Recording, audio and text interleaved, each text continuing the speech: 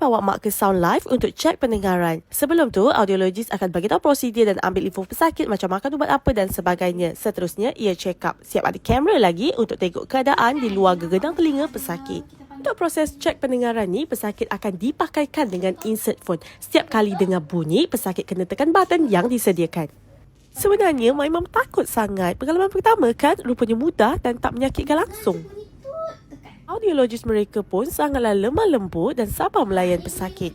OAE pula bertujuan untuk periksa rambut dalam organ pendengaran masih berfungsi atau tidak. Seterusnya, audiologis akan bagi tahu result telinga kiri dan juga kanan. Time ni lah boleh tanya macam-macam. Di Sound Life terdapat beberapa jenis alat bantu pendengaran mengikut keperluan pesakit dan mak berpeluang cuba salah satu alat yang ada. Puan rasa macam mana? Rasa macam tak pakai. Apa lagi? Jom bawa yang tersayang ke Sound Life sekarang.